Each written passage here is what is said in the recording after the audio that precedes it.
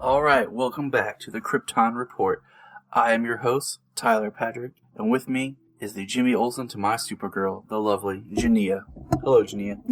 Hello, Tyler. Hi, everybody. Alright, so we're going to talk Episode 2, Stronger Together, directed by Glenn Winter, once again, after directing the pilot, a good old favorite of ours in the superhero TV DC genre. So let's just jump into anything. Real quick, some things to point out with this episode.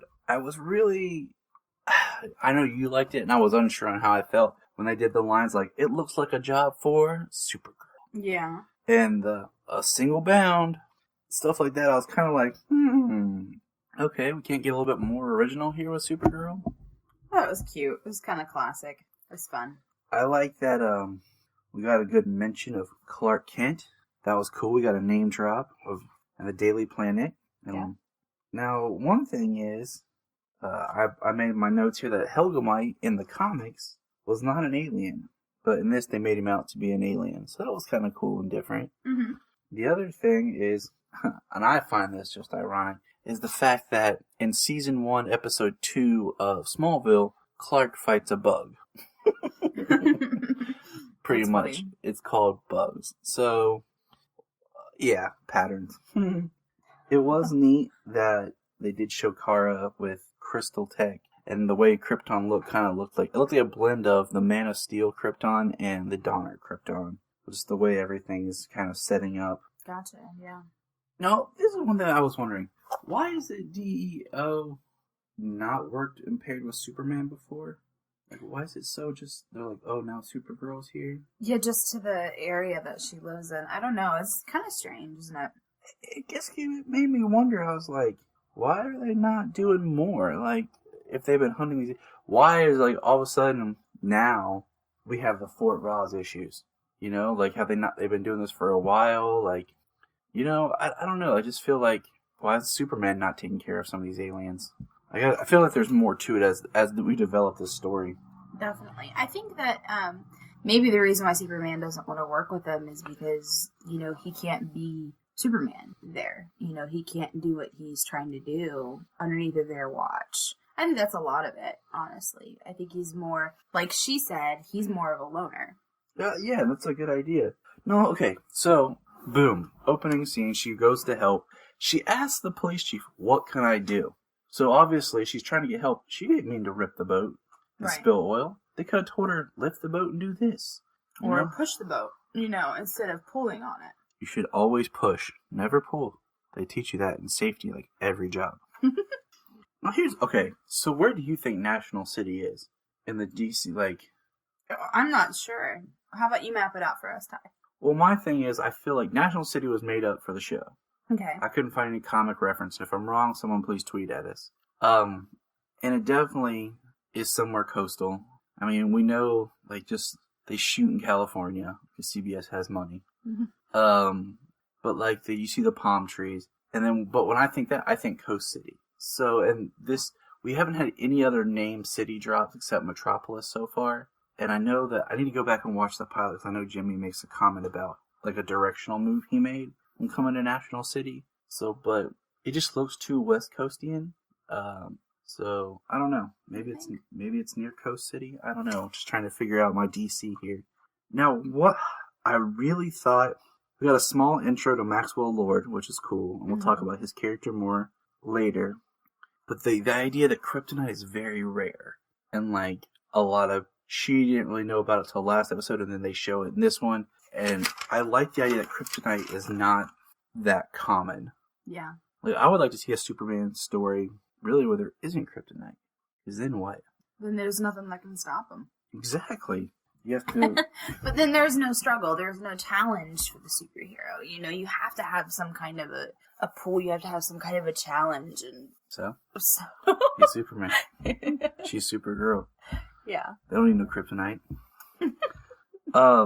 Okay, this I thought was crazy. That her, like, we're in episode 2, and it's like they're pulling out everything, like, boom. Her aunt attacks her. Yeah. There's a lot in that episode. Why? Like, that's kind of like the reveal you would think they'd wait till, like, the middle of the season, not episode 2. Yeah. Why did the aunt's Astra speed up everything right now? I'm just like, holy cow. She does, though, and this is one thing I worry about. When she shows up with 2 other Kryptonians. So there's 3 of them. Yeah. I don't want to see a hash of Superman 2. Right. Where she's like a General Zod figure. And then we have her Non and Ursa, basically. We know that Non's coming, and I don't think one of them was Non. But basically, okay, so what's going on? You know, more Kryptonians on Earth. Giving the other Kryptonians a bad name. Right. So I was just like, wow, that's a lot for episode 2. Definitely. She has to fight her aunt. I did like that the aunt had no idea of kryptonite, though. She got shanked. Yeah, that was really cool. I did think it was funny when she tried to save a snake from a tree instead of a cat. Let's talk about that for a second. Like that whole, you know, montage area where she's saving different things, going through, you know, the more small, you know, crimes or whatever is going on, the more small crime, or like, you know, issues. She's taking care of those.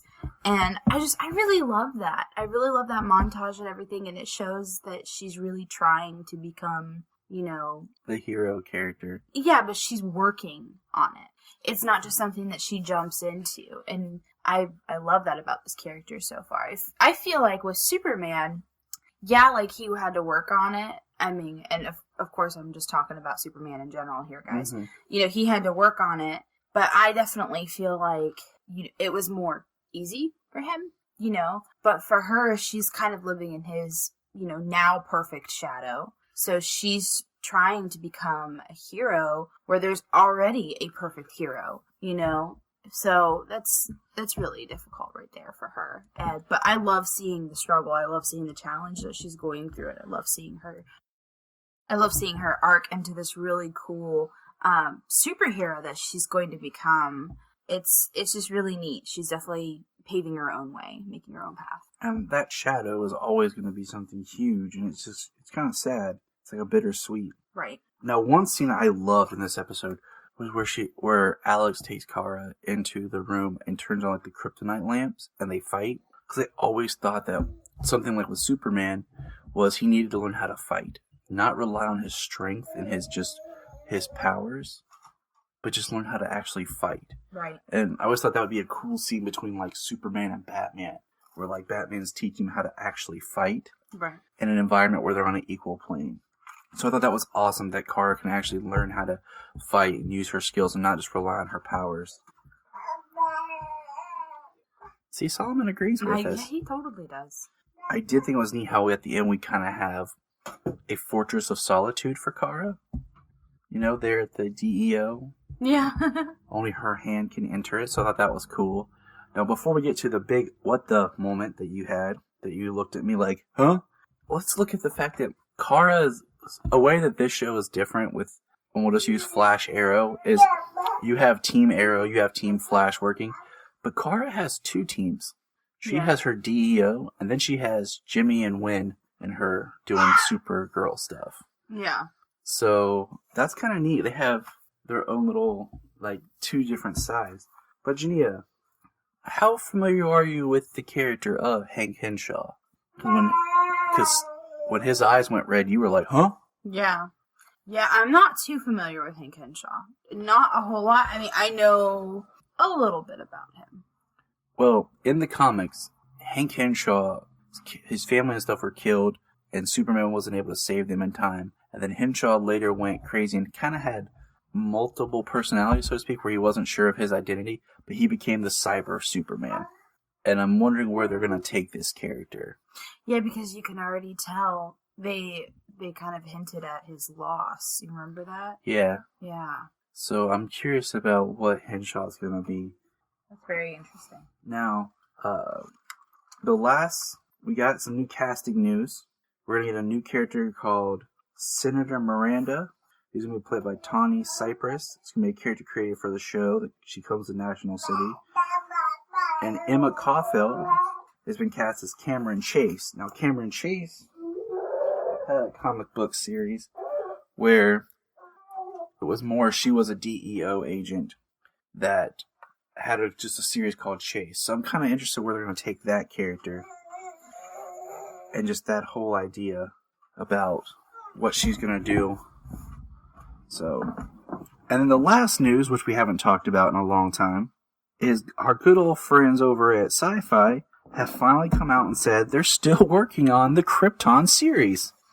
And I'm going to read a little update that we got about the Kyrpton series. It's been almost a year since we've heard anything about Sci-Fi and Warner Television's plan for Kyrpton series, but now David S. Goyer has offered a few updates. Could the show directly tie into Zack Snyder's Man of Steel? Not sure. Last we heard, it had been given the green light from Sci-Fi, with David S. Goyer and Ian Goldberg from Once Upon a Time on board as producers. The official synopsis reveals that the show will tell the story of Kal-El's grandfather's attempt to bring peace to Kyrpton. This was back in December of 2004. So what's been going on? Collider asked Goyer about it, and he confirmed that it is indeed still in development, with an official update expected pretty soon. Part of the fun of doing Man of Steel, and I was so interested in unsettling that the opening of Kyrpton and really seeing it, was pulling back the curtain. The first draft, the first 40 pages were on Kyrpton, so we compressed all that down to 15 minutes, and there were a lot of ideas that I wanted to use in the film that didn't ultimately make it into the film, said Goyer. Some have taken Goyer's comments to mean the show will be in continuity with Man of Steel, but to me it sounds like he was just using the movie's Kryptonian scenes to establish a timeline. But hey, who knows? Let's see if we hear anything else about Kyrpton. What's your thoughts on a Kyrpton series, Jania? I don't know. I feel like it would be kind of hard to do as a series, to be honest with you, because are you going to have Supergirl? Are you going to have Superman? You know, if you don't have those two characters, is it really going to be able to hold strong? It's kind of like Gotham in that way. You know, you have Bruce Wayne, at least, and you have Gordon, which really helps. You know, but I'm talking about going back, and you're going to be in Kyrpton with these characters that we are not too familiar with as far as a whole, like the people who don't read comic books. You know, everybody who knows Batman knows Bruce Wayne. Everybody who knows Batman knows Gordon. So, you know, right there, everybody can be like, oh, I recognize that character. Everybody knows Alfred. They can be like, oh, I recognize that character, you know? And they're able to, you know, enjoy it for just that. But I don't know if Kyrpton is going to be something that everybody can... See, Solomon don't even want to see Kyrpton. Sorry, guys. Is something that everyone can enjoy and take part in, because... You know, not everybody knows who Jor-El is. Not everybody knows who Lara is. No, not everybody knows, you know.